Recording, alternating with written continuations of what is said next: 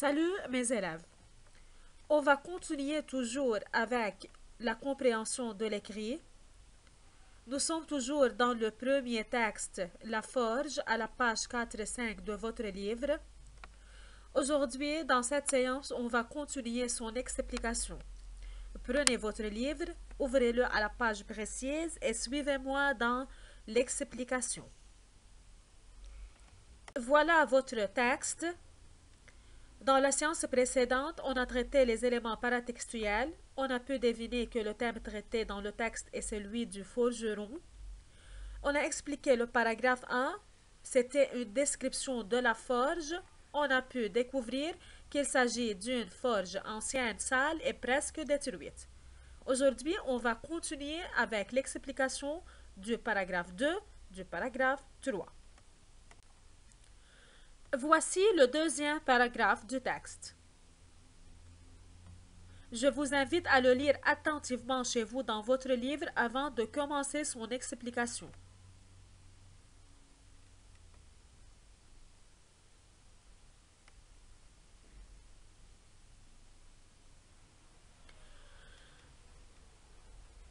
Dans le premier paragraphe, on a remarqué que les personnages sont absents.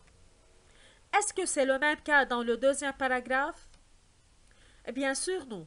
Le paragraphe 2 nous présente les personnages du récit. On peut trouver deux personnages. Essienne, qui est un apprenti forgeron, c'est-à-dire c'est un jeune garçon qui veut apprendre à travailler le fer. Le deuxième personnage, c'est Gouget.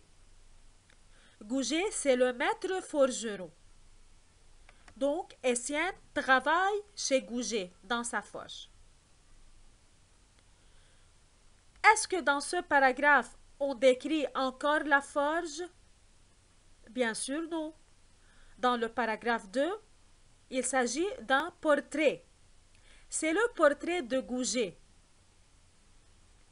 On décrit certains traits physiques de Gouget avec ses vêtements.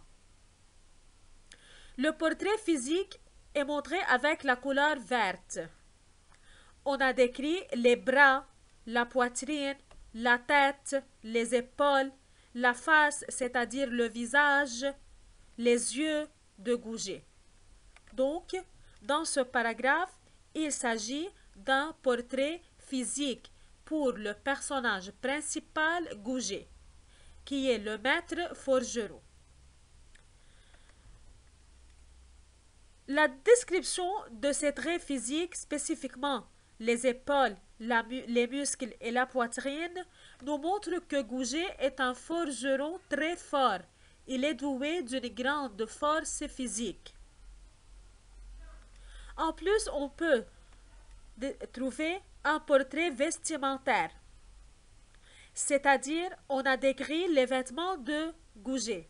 Il porte toujours une chemise qui est ouverte au col. Il s'agit dans ce paragraphe d'un portrait ou bien d'une description statique, c'est-à-dire on décrit l'apparence physique, les vêtements du personnage sans ses actions.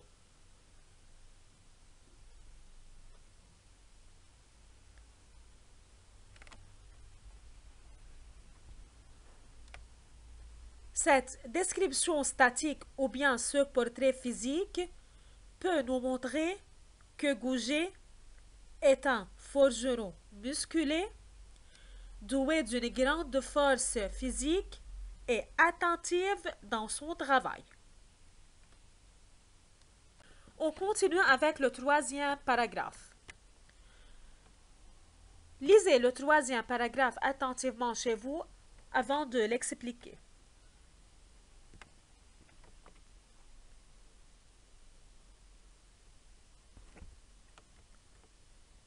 On remarque dans ce paragraphe l'emploi de la troisième personne de singulier « il ». Qui désigne cette personne?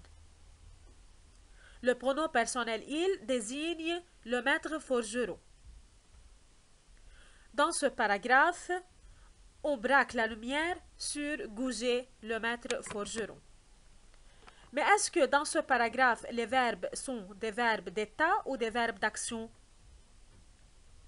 Ce sont bien sûr des verbes d'action.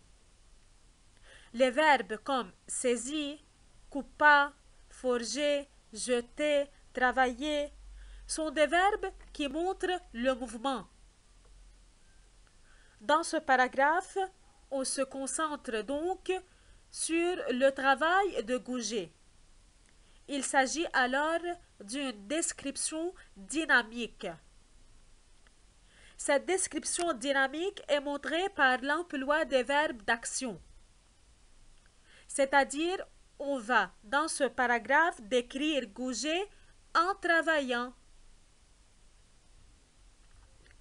Les termes colorés en mauve montrent le lexique du forgeron. C'est le matériel employé par le forgeron pendant son travail.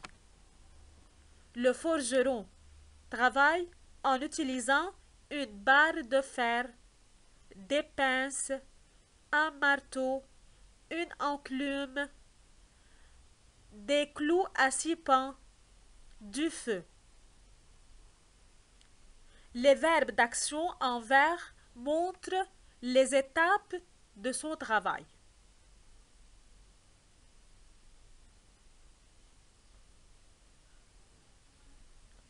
En plus, dans ce paragraphe, on peut dégager les qualités ou bien le caractère de Gouget. Comment Gouget travaille-t-il? Est-ce qu'il travaille avec expérience? Est-ce qu'il est brave dans son travail? Est-ce qu'il est diligent dans son travail? Est-ce qu'il travaille attentivement? On peut trouver la réponse à toutes ces questions dans ce paragraphe. Ceci est montré par les termes et les expressions en rose. Il travaillait avec adresse, c'est-à-dire il est très brave en travaillant. Sans aucune goutte de sueur, très à l'aise, c'est-à-dire il ne se fatigue jamais en travaillant. Il aime toujours travailler. Il est passionné de son travail, c'est-à-dire il aime ce qu'il fait. Dans ce paragraphe, on peut encore remarquer la présence de certains termes qui marquent la sensation auditive. Cette sensation auditive est causée par le marteau. Le forgeron utilise le marteau en travaillant. Ceci montre que son travail est difficile car il doit supporter le grand bruit du marteau. Donc, par synthèse, Gouget est un maître forgeron adroit, habile, brave, patient et passionné. Il aime trop son travail. Après avoir expliqué tous les paragraphes de ce texte, on peut faire comme synthèse. Dans ce texte, il s'agit d'un récit tiré d'un roman. Le thème traité dans ce texte est celui du forgeron. Il s'agit d'un texte descriptif qui nous décrit le forgeron et son travail. Une description est dite statique lorsqu'on décrit le personnage, son apparence, ses vêtements, comme dans le deuxième paragraphe. Une description est dite dynamique lorsqu'on décrit les actions accomplies par le personnage, comme dans le troisième paragraphe. Ce texte met en évidence le mode du travail du forgeron et ses qualités. Ce texte braque la lumière sur la difficulté de certains travaux manuels. Avant de terminer, je vais vous demander, mes chers élèves, de regarder cette vidéo attentivement plusieurs fois, de noter chez vous sur votre livre à la page 4-5 toutes les remarques et toutes les explications, de lire le texte individuellement et de reformuler ses idées. J'espère vous voir prochainement et à bientôt.